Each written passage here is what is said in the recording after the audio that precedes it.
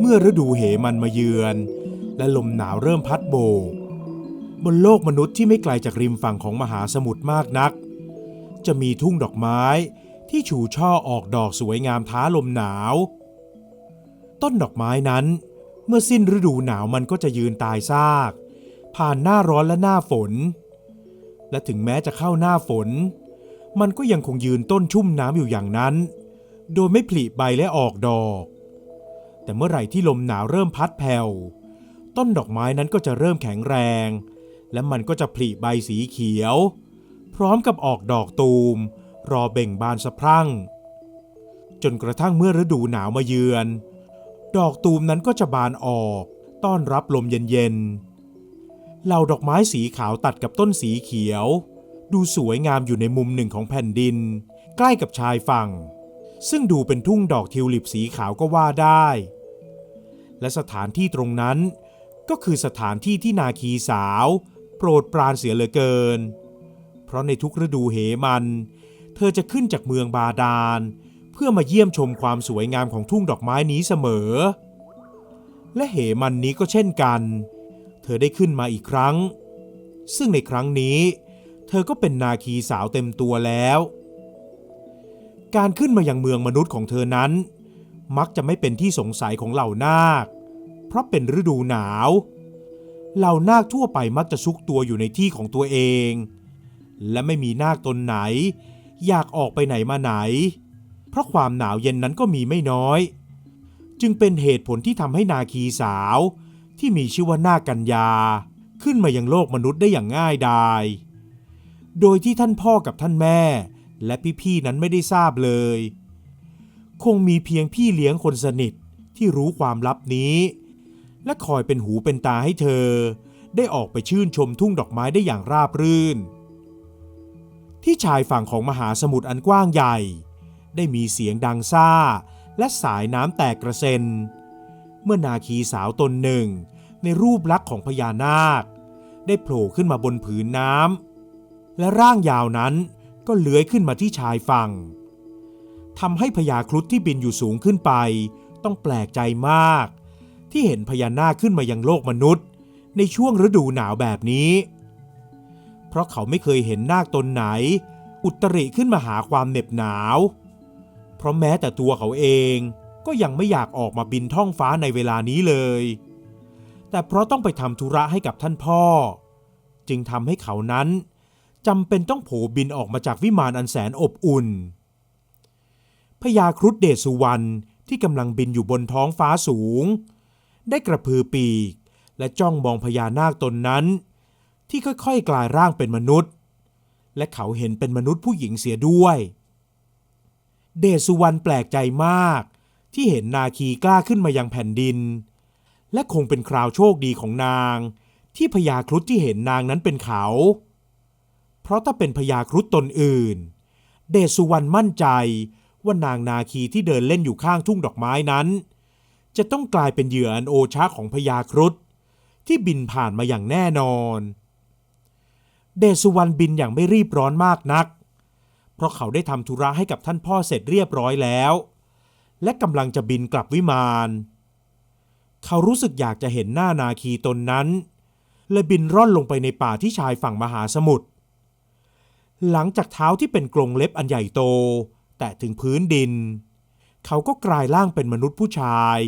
ที่รูปร่างบึกบึนสมชายชาตรีและค่อยๆเดินอย่างระมัดระวังไปยังทุ่งดอกไม้นั้นเขาไม่ได้คิดจะทำร้ายนาคีตนนั้นเลยเขาเพียงแค่อยากเห็นหน้านาคีใจกล้า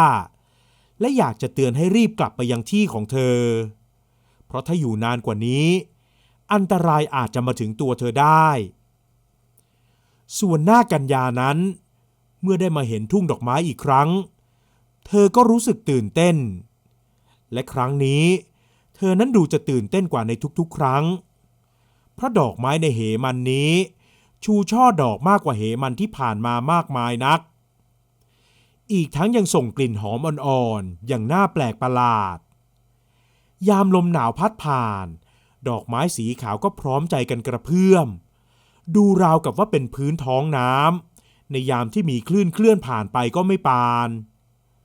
นาคีสาวยิ้มร่าและใช้มือลูบไล้กลีบดอกไม้สีขาวอย่างหลงไหลและรอยยิ้มของเธอนั้นก็ทำให้ชายหนุ่มที่ยืนอยู่ไม่ไกลนักถึงกับหยุดนิ่งเหมือนโดนมนต์สะกดเจ้าดอกไม้เจ้าช่างสวยเหลือเกินนาคกัญญาไม่เคยคิดจะเด็ดดอกไม้ออกจากต้น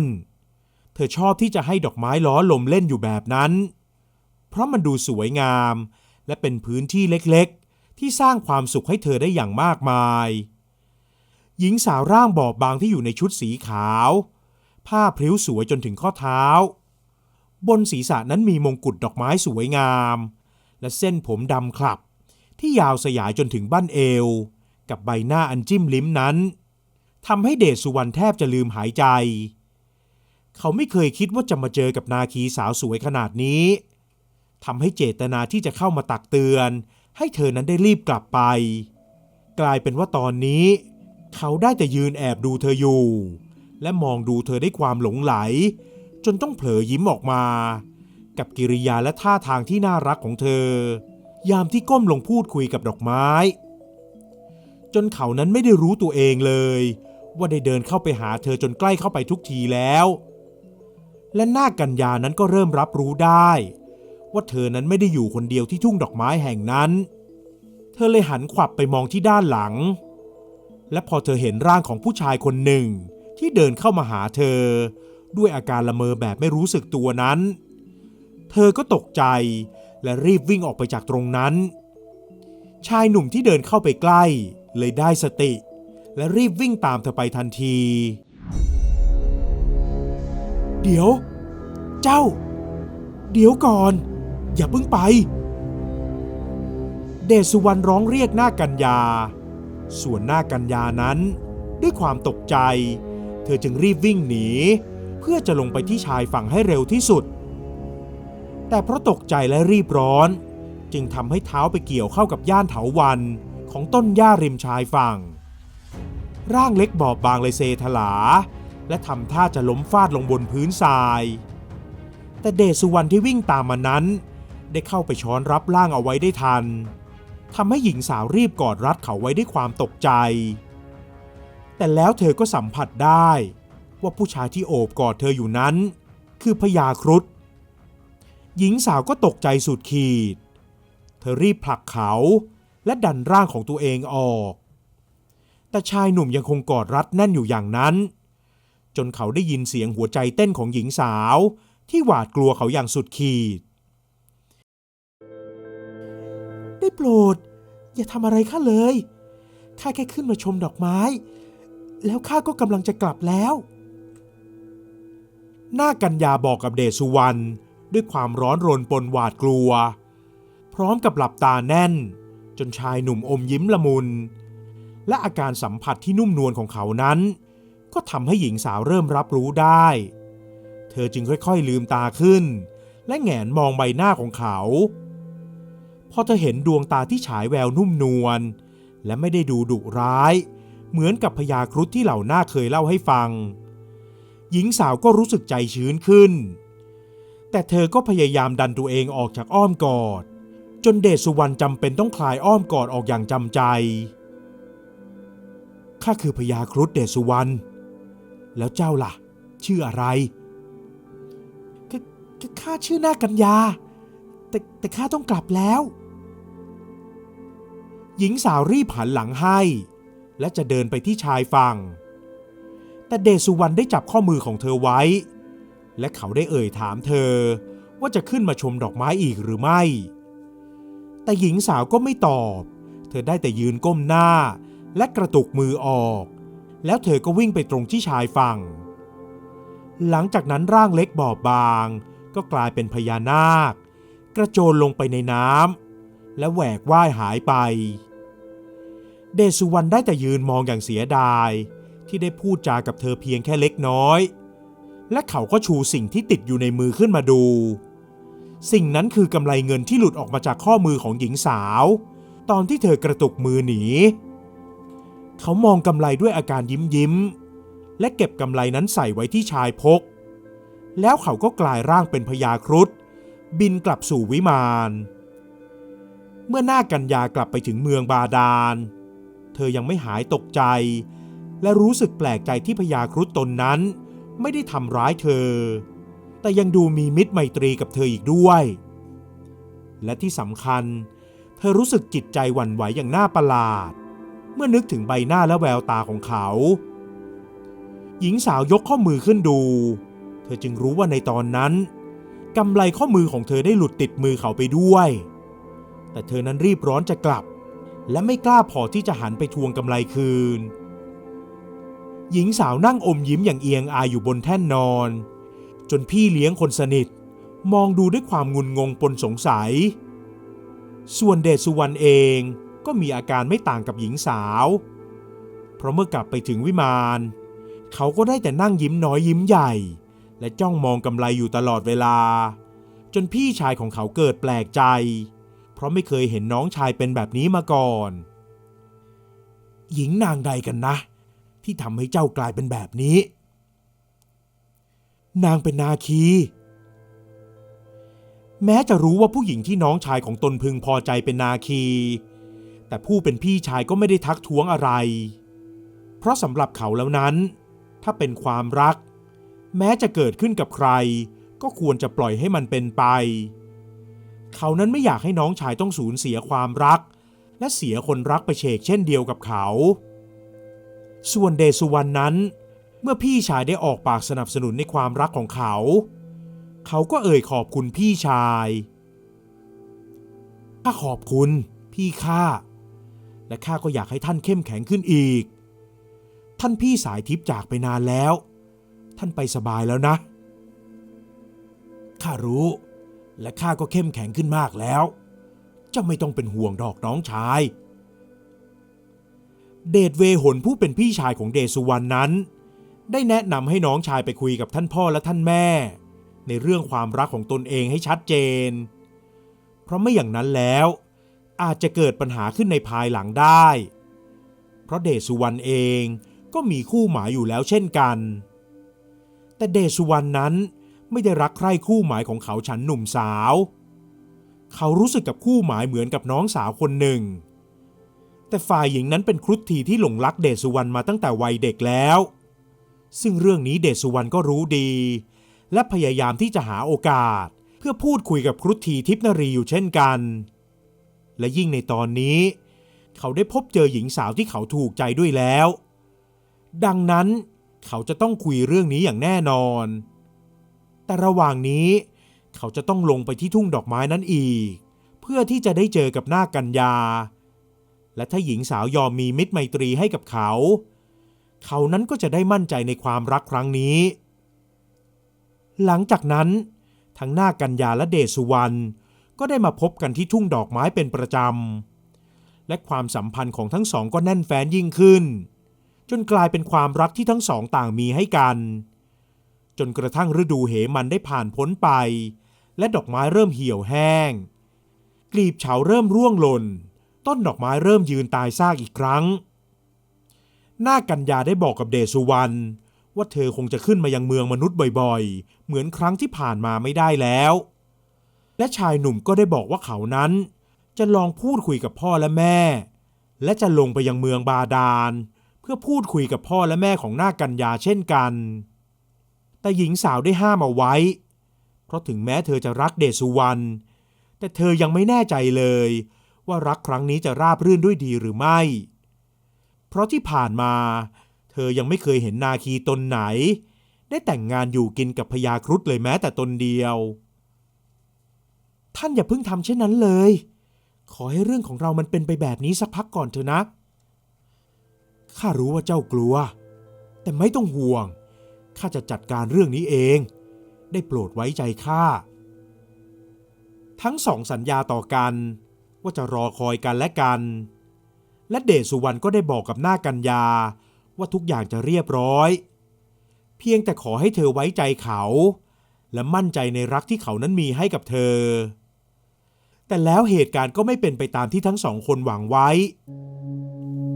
เพราะเมื่อนาคกัญญาได้กลับไปยังเมืองบาดาลหลังจากนั้นไม่นาน ท้าวคชราชผู้เป็นพ่อของเธอก็ได้เรียกลูกสาวทั้ง5 ตนให้เข้าไปพบว่าพญานาคพุชเคนที่เป็นลูกชายของเพื่อนได้ถูกใจนาคกัญญาและต้องการจะแต่งงานโดยเร็วที่สุดเมื่อหญิงสาวได้ยินสิ่งที่ท้าวคชราชบอกเธอก็ใจหายวาบซึ่งแตกต่างจากพี่สาวทั้ง4 ตนที่ดูจะดีใจมากที่นาคกัญญาจะได้แต่งงานและจะได้แต่งงานกับนาคชั้นสูงในตระกูลที่เหมาะสมกันพี่สาวทุกคนต่างคิดว่านาคกัญญานั้นโชคดีแต่หญิงสาวกลับคิดว่าตนเองนั้นโชคร้ายที่สุดเธอได้แต่คร่ำครวญอยู่ในใจว่าทำไมพญานาคพุชเคนถึงไม่ถูกใจพี่สาวของเธอตนใดตนหนึ่งทำไมจะต้องมาถูกใจเธอที่ให้ใจกับเดชสุวรรณไปแล้วท่านพ่อคือลูกยังไม่พร้อมจะแต่งงานเจ้าค่ะลูกมีเหตุผลใดที่ยังไม่พร้อมคือลูกยังไม่อยากแต่งงานในตอนนี้เจ้าค่ะรอไปอีกสักพักได้หรือไม่เจ้าคะท่านพ่อท้าวคชราชและลูกๆทุกตนต่างรู้สึกแปลกใจในคำตอบของนาคกัญญาทุกตนไม่เข้าใจว่าทำไมเธอถึงได้ยืดเวลาการแต่งงานออกไปแต่ท้าวคชราชก็บอกว่าไม่เป็นไรพุชเคนรอได้อยู่แล้วแต่ในช่วงระหว่างที่รอเวลาแต่งงานนั้นพุชเคนก็จะมาเยี่ยมเยือนหญิงสาวและคอยดูแลในฐานะคู่หมายไปก่อนซึ่งนาคกัญญาก็ได้แต่รับปากเพราะเธอยังไม่กล้าพอที่จะบอกเรื่องราวทั้งหมดและไม่อาจปฏิเสธที่จะไม่ให้พุชเคนมาเยี่ยมเยือนได้เพราะในตอนนี้เธอก็ได้กลายเป็นผู้หญิงของพญานาคพุชเคนไปแล้วซึ่งเป็นธรรมเนียมของนาคีสาวที่มีคู่หมายแล้วฝ่ายเดชสุวรรณนั้นก็พบเจอกับปัญหาไม่ต่างกับนาคกัญญาเลยเพราะเมื่อเขาตัดสินใจบอกเรื่องราวทั้งหมดให้กับท่านพ่อและท่านแม่ของเขาได้รับรู้และเมื่อเรื่องราวรู้ไปถึงทิพนารีครุฑทีสาวก็ร้องไห้เป็นวรรคเป็นเวรและเอาแต่ต่อว่าเขาจนเดชเวหนต้องคอยห้ามปรามพี่เดชสุวรรณทำเยี่ยงนี้กับข้าได้อย่างไรข้ารักพี่นะเจ้าคะแล้วก็รักมานานแล้วด้วยพี่ไปรักกับนางนาคีได้อย่างไรแล้วจะไปร่วมวงด้วยทำไม